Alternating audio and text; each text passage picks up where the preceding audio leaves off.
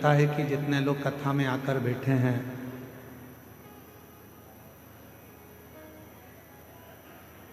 बड़े बड़े पैसे वाले लोग सोचते हैं कि कथा में तो साधारण से लोग जाकर बैठते हैं, पैसे वाला क्या करेगा कथा में जाकर, धन वाला क्या करेगा पैसे कथा में जाकर।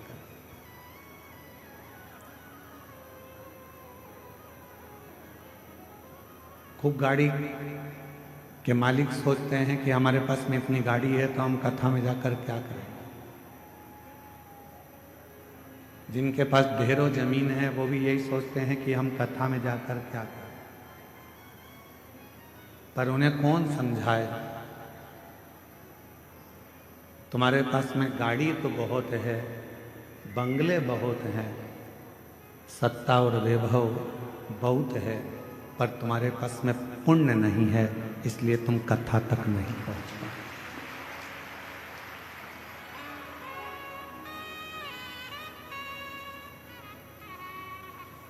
कथा तक शिव महापुराण की इस पवित्र कथा में बाबा वैद्यनाथ जी की पवित्र धरा पर भगवान शिव की इस पवित्र कथा में वही पहुंच पाता है जिसका पुण्य प्रबल हो गया, जिसका पुण्य प्रबल हो। वरना कठिन है कि आप कथा तक पहुंच पाए।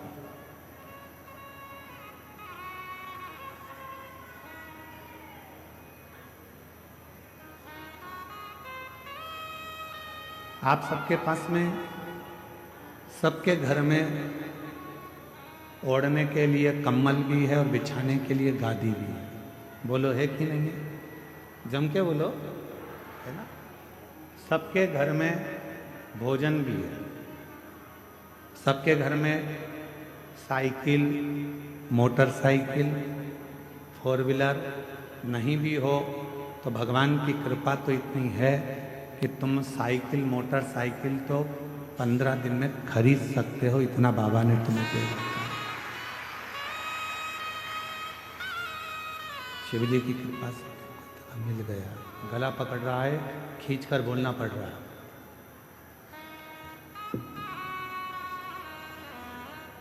पंद्रह दिन में तुम मोटरसाइकिल भी खरीद सकते हो, वैभव भी तुम्हारे घर में सब है, गादी भी है, ओढ़ने का भी है, तकिया भी है, भोजन भी है, सब कुछ। सारी वैभव सत्ता तुम्हारे घर में है। इसके बाद भी आप शिव महापुराण की कथा में एक दरी पर, चटाई पर सो रहे हो, चद्दर ओढ़ रहे हो, कम्बल ओढ़ रहे हो, पत्थर नीचे से गड़ रहे हैं, भोजन मिला वो तुमने पा लिया, बैठकर भजन करा, स्मरण करा, तो क्या तुम्हारे घर में कोई चीज की कमी है क्या? नहीं, तुम्हारे घर में सब कुछ है। पर तुम यदि कथा के पंडाल तक पहुँचे हो, बाबा वैद्यनाथ जी ने तुमको अगर यहाँ तक बुलाया है तो ये निश्चित है वैभव से ज़्यादा तुम्हारा पुण्य प्रबल था, इसलिए तुम यहाँ कथा के पंडाल तक पहुँचे। ये तुम्हारा पुण्य है।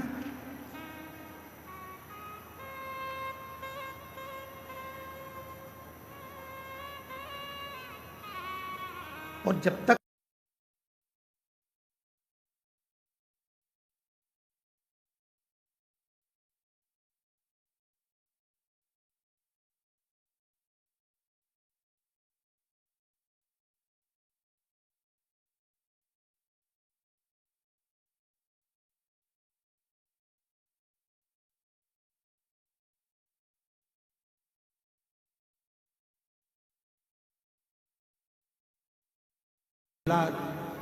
जमीन, जायदाद, वैभव, सत्ता कुछ भी हो आपके पास,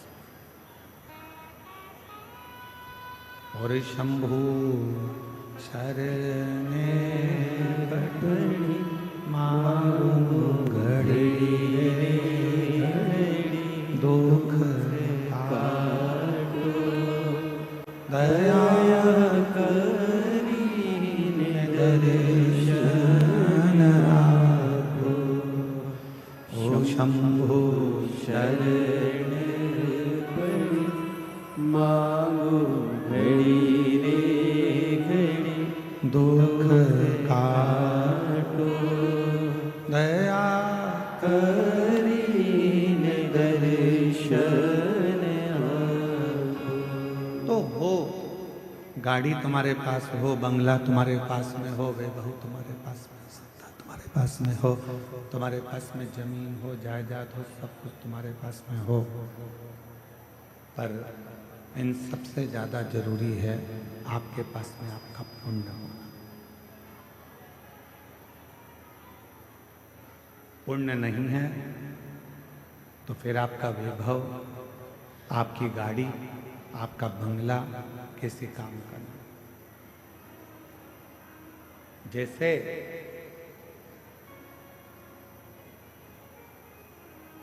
मानव देह के अंदर, मानव शरीर के अंदर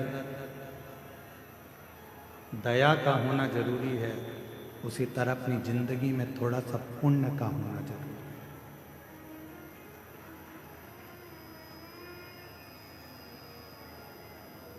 और वो पुण्य ही हमें परमात्मा तक लेकर जाता है, वो पुण्य ही हमें सत्संग तक लेकर जाता है, वो पुण्य ही हमें सदगुरु की शरणागति तक लेकर जाता है। एक बात, फ्लाइट में सफर करो तो वहां जब आप बैठ जाते हैं और फ्लाइट उड़ने वाली रहती है, तब वो दीदियां कहती हैं कि सीट बेल्ट बांध लीजिए।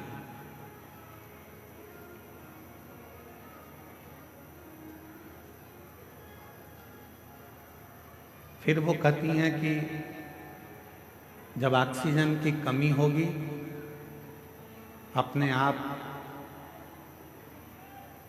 ऑक्सीजन लेने के लिए कैप नीचे आएगा, आप उसको लगा लीजिए, पर दूसरे को सहायता देने से पहले उस ऑक्सीजन कैप को आपको लगाना पड़ेगा।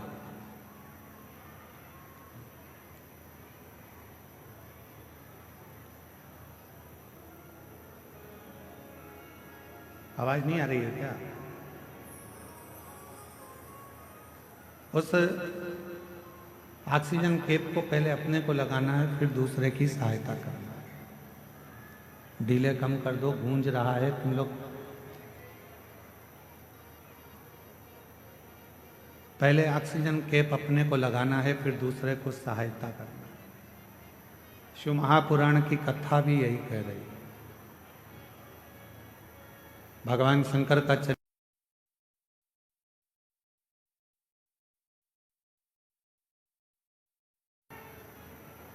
भगवान शिव के मंत्र जाप का उच्चारण करिए, श्री शिवाय नमस्तुभ्यं।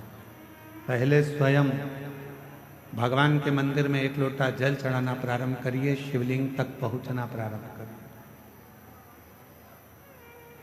पहले स्वयं भगवान की अविरल भक्ति को प्राप्त करने का प्रयास करिए।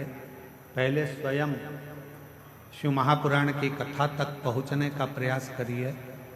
फिर जब देव अधिदेव महादेव की शरणागति आपको मिल जाए, जब बाबा देव अधिदेव महादेव आपके दुखों को काट दें। हम तो यहाँ तक कहते हैं लोगों से कि आप सीहोर कुबरेश्वर धाम आ रहे हो तो वहाँ ऐसे मत आओ। पहले आप अपने घर के पास में जो शंकर जी का मंदिर है वहाँ जल चढ़ाना प्रारंभ करो और बाबा से प्रार्थना करना चालू करो कि मेरा ये दुख काटो। जिस दिन बाबा तुम्हारा दुख काट दे, फिर उसके बाद तुम कुबरेश्वर धाम आओ और बाबा का भजन करो। फिर आप आओ, बाबा का भजन करो, स्मरण करो, मंत्र जाप करो, नाम जाप करो।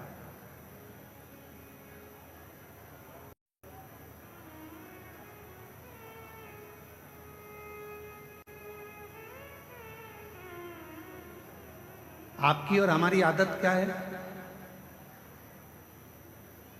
मेरा बेटा अमरनाथ जा रहा है, मेरा पति केदारनाथ जा रहा है, मेरी पत्नी मेरी बेटी अमरनाथ केदारनाथ जा रही है।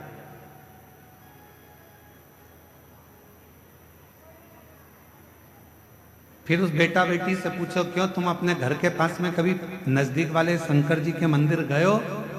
नहीं, हम कभी नहीं गए। अब ईमानदारी से बोलो, जब तुम पास में शंकर जी का शिवालय है, पास में शंकर जी का मंदिर है, वहां एक लोटा जल चढ़ाने नहीं गए और केदारनाथ और अमरनाथ में भगवान को ढूंढने जाओगे तो बाबा भोलेनाथ मिलेगा? और हमारी बात बिल्कुल मत मानो, बिल्कुल हमारी बात मानने की जरूरत नहीं है। आप तो महाभारत का चरित्र देखिए। महाभारत के चरित्र में जब युधिष्ठिर, नकुल, सहदेव, अर्जुन, भीम सब भगवान कृष्ण के सामने हाथ जोड़कर खड़े हो गए और कह दिया कि अब हमारा तो पूरा वैभव चलेगा,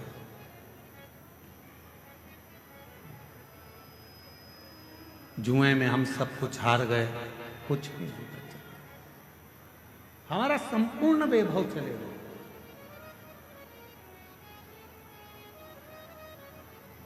जुए में हम सब कुछ हार चुके हैं, हमारे पास में कुछ नहीं, कुछ भी। इस पर्दे को खोल दो ना थोड़ा सा, तो लोग कम से कम पीछे से देख लेंगे, क्या दिक्कत है।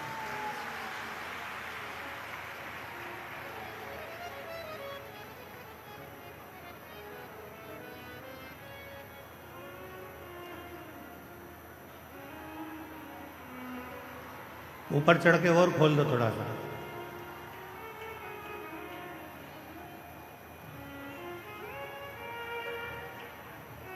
और निवेदन है कि वहां कोई खड़ा नहीं रहेगा, नीचे बैठ के सब सुनना और चुप रहकर सुनना।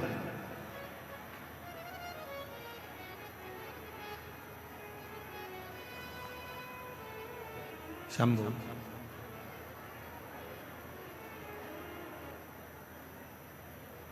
आप हमारी बात को ना मानकर आप तो महाभारत का चरित्र लेकर आओ।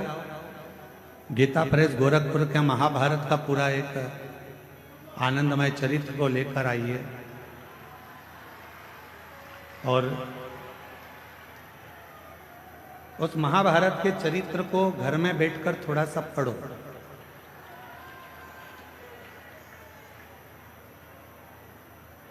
और जब आप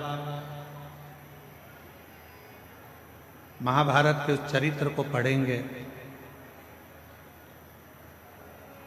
अध्ययन करेंगे, उसका स्मरण करेंगे, तो उसमें मिलेगा कि भगवान कृष्ण के पास जाकर पांडव हाथ जोड़कर कहते हैं कि अब हमारे पास कुछ भी नहीं बचा, अब हमारे पास में कुछ भी नहीं, हमारा पूरा वैभव चले गया, हमारा पूरा धन चले गया, हमारी पूरी सत्ता चली गई, हमारा पूरा संपदा चली गई, हम जुए में सब कुछ हार चुके हैं, हमारे पास कुछ भी नहीं बचा, कुछ भी।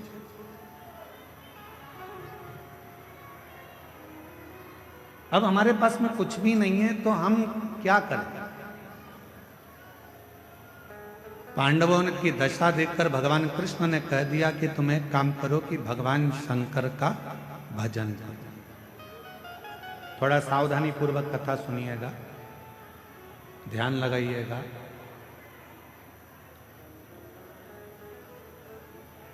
कथा में आपका ध्यान रहे।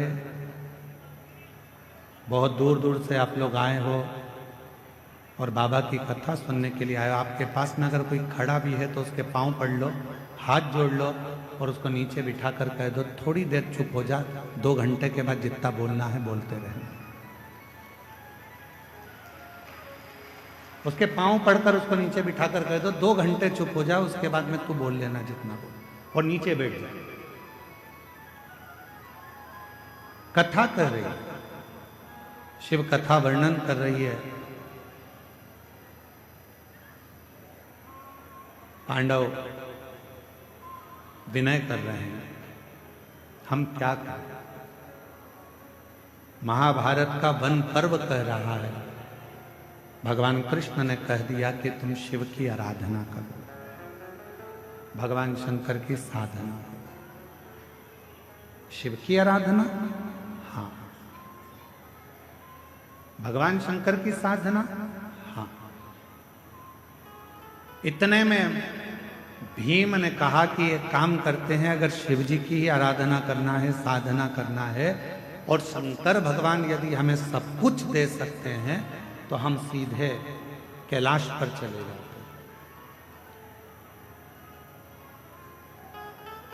और हम सीधे कैलाश पर जाएंगे और कैलाश पर जाकर हम भगवान शंकर की आराधना करेंगे, साधना करेंगे, तब तो भगवान शंकर हम पर प्रसन्न हो जाएंगे। और शिव जी अगर हम पर प्रसन्न हो गए तो भगवान शंकर हमको वापिस सब कुछ दे देंगे। तो एक काम करते हैं कि हम सीधे कैलाश चले जाएं और हम कैलाश जाकर, कैलाश में पहुंचकर भगवान शिव की आराधना साधना करते, सीधे कैलाश।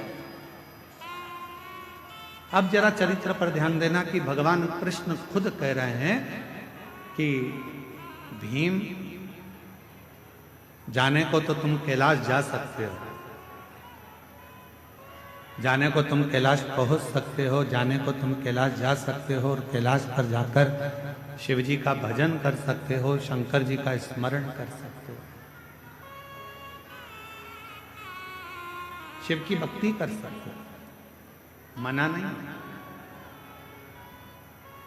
पर हम जानते हैं तुम सीधे अगर कैलाश तक पहुंच भी गए, मालूम पड़े मुख्यमंत्री के दरवाजे तक पहुंच भी गए, प्रधानमंत्री के दरवाजे तक, राष्ट्रपति के दरवाजे तक पहुंच भी गए, और वहां जाकर खड़े होकर तुम आवाज लगा रहे हो कि भैया जाकर बोलो मैं आया हूं, तो द्वारपाल पूछेंगे तुम कौन हो? तो कहा कि बस जाकर कह दो कि मैं आया हूं, मेरा नाम लेकर बोल दो कि मैं आया हूं। पहचान ही नहीं है तुम्हारी, जानते ही नहीं हो तुम। प्रधानमंत्री के पास द्वारपाल जाकर बोल भी देगा कि कोई राम प्रकाश आया है आपसे मिलने के लिए, प्रधानमंत्री जी बोलेंगे कि कौन राम प्रकाश? मुख्यमंत्री से जाकर कहा कोई कमलेश आया है, कौन कमलेश? उसको पहचानेगा कैसे? नहीं है पहचान। वापिस आ गया, दरवाजा खटखटा। भगवान कृष्ण कह रहे हैं भीम, कैलाश पर जाकर भजन करना सरल है, पहुंच जाओगे, बैठ जाओगे, पुकार लोगे, विनय कर लोगे, निवेदन कर लोगे, बाबा को बार बार पुकार लोगे, पर याद रखना वहां बाबा तुम्हारी पुकार को सुन भी लेंगे तो भी तुम्हें कुछ दे नहीं पाएंगे, कुछ दे नहीं पाएंगे। इसलिए एक काम करो, 12 वर्ष के लिए तुम जब वन में भ्रमण करोगे, इन 12 वर्ष में प्रतिदिन का एक नियम बना लो कि एक पार्थिव शिवलिंग का निर्माण करना है, पूजन करना है, नजदीक में कोई शंकर जी का शिवलिंग है वहां जाकर आराधना करना है। 12 वर्ष के वन में तुम 12 वर्ष तक जब वन में रहो तो 12 वर्ष के वन में केवल शंकर की आराधना करना, शिव मंदिर तक जाना, शिवालय की पूजन करना, पार्थिव पूजन करना और शंकर का स्मरण करना। 12 वर्ष तक शंभू